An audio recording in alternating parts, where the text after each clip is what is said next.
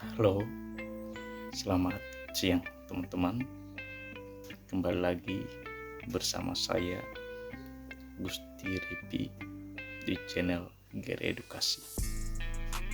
Bagi teman-teman yang belum subscribe channel ini, saya mengajak sebagai bentuk dukungan dan juga dorongan bagi kami channel Gere Edukasi dan juga tim untuk tetap semangat, tetap setia untuk berbagi video-video tentang pengetahuan, pengalaman, informasi, dan juga motivasi. Tentunya saya mengajak teman-teman semua agar tetap mengikuti program pemerintah, yaitu soal penerimaan vaksin baik dosis pertama, kedua, dan juga dosis ketiga atau booster. Ini sebagai dukungan kita melawan COVID-19 dan juga menciptakan sistem imun tubuh yang kuat ketika kita harus melawan virus COVID-19 ini.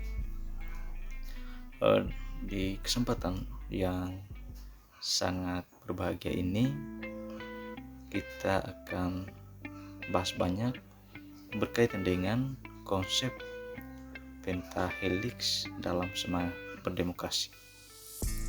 Sebelum lebih jauh, kita bicara tentang konsep pentahelix. Kita harus tahu dulu apa sih itu demokrasi. Berdasarkan asal-usul katanya, demos artinya rakyat dan kratos atau kratein artinya pemerintah. Kalau diartikan adalah pemerintah dari rakyat. Secara dalam prinsip yang sama, dari rakyat, oleh rakyat, dan untuk rakyat.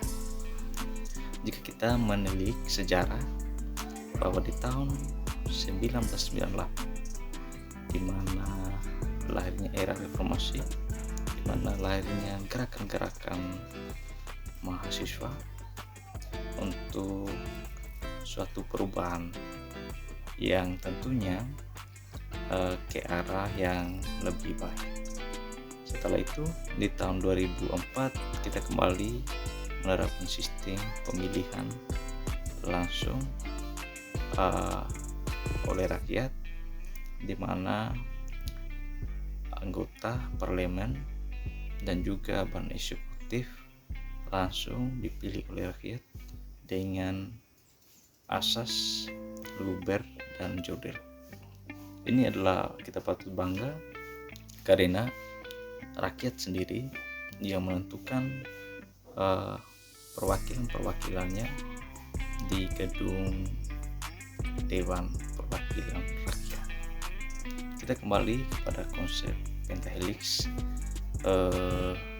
di mana di dalamnya ada multi pihak, ada beberapa pihak yang berperan di posisinya masing-masing untuk mendukung suatu program atau kegiatan, bahkan pembangunan.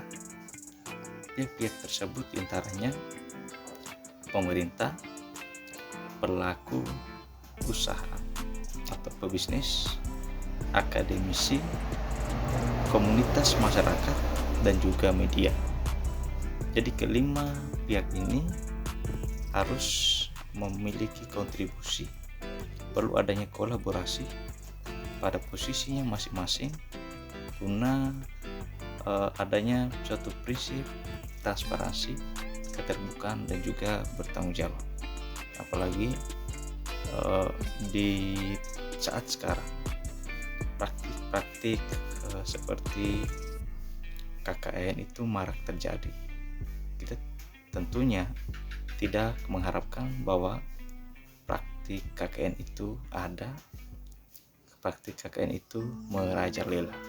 Kita mengharapkan suatu proses penyelenggaraan itu harus yang bersih, jujur, dan juga bertanggung jawab. Kenapa saya mengatakan bahwa kelima pihak ini sangat penting karena yang paling pertama bahwa dalam menyukseskan suatu program ataupun kegiatan tentu kita tidak bisa berjalan sendiri.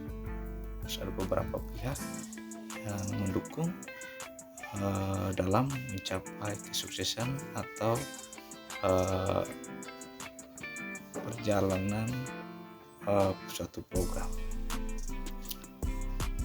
Saya mengambil contoh konkret, misalnya ketika adanya suatu pembangunan rapat jalan, misalnya jalan tani, kita masuk pada pihak pertama yang berperan. Yang pertama pemerintah. Pemerintah biasanya punya program dan juga punya anggaran. Dari situ saya melihat lebih kepada pemerintahan terendah, yaitu pemerintahan desa, di mana desa punya undang-undang tersendiri, Undang-Undang Nomor 6 tahun 2014, di mana setelah seorang kepala desa dilantik perlu menyiapkan dokumen RPJMDes, yaitu rencana pembangunan jangka menengah desa. Jadi RPJMDes ini sebagai penunjuk arah untuk dijabarkan ke dalam rencana kerja pemerintahan desa.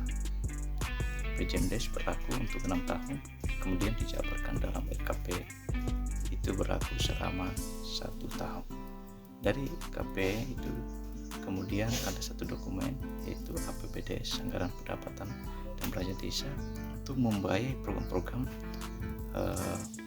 desa, termasuk program pembangunan di dalamnya. Itu adalah peran dari pemerintah. Poin yang kedua, akademisi perlu mengkaji proses penyusunan seperti RAP. Tentu perlunya seorang teknik yang siap membantu sebagai rencana anggaran biaya untuk pembangunan jalan tani ini. Itu tentu juga melalui kajian-kajian yang mendukung sebagai upaya untuk kesuksesan pembangunan jalan tani ini. Di samping itu, keterlibatan dari pelaku usaha atau pebisnis, di mana biasanya tergantung besar anggaran. Jika besar anggaran lebih dari ratusan juta, itu melibatkan pihak ketiga, misalnya CV atau PT.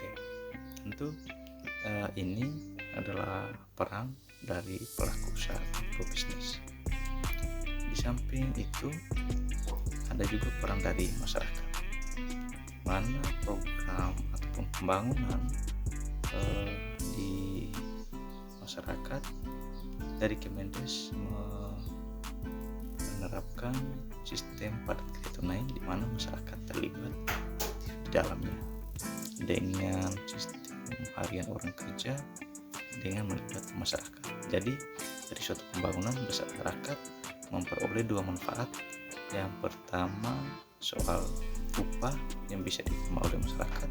Yang kedua adalah dari segi manfaat, misalnya bisa digunakan untuk distribusi atau pemuatan komoditi. Tentu ini adalah peran dari masyarakat. Jadi masyarakat tidak hanya sebagai objek, tapi sebagai subjek yang artinya terlibat langsung dalam proses pembangunan itu sendiri. Terakhir yaitu peran kita melihat dari para media. Jadi media juga perlu terlibat di dalamnya, di mana sebagai suatu wadah untuk publish baik hal-hal yang bersifat kritik solutif ataupun penyampaian informasi bahwa di sini ada pembangunan ini dan itu, ataupun sebagai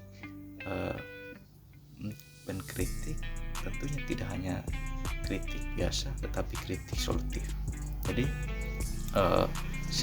Bagi saya, ketika kelima pihak ini berperan pada posisinya masing-masing, tentu demokrasi akan seimbang dan juga perjalanan di dalam metode pemerintahan, stabilitas keamanan dan politik akan terjaga. Tentu siapa saja pasti mengharapkan bahwa kegiatan-kegiatan atau program-program itu berjalan dengan baik, berjalan pada rel-rel yang sebenarnya, berjalan pada jalur-jalurnya.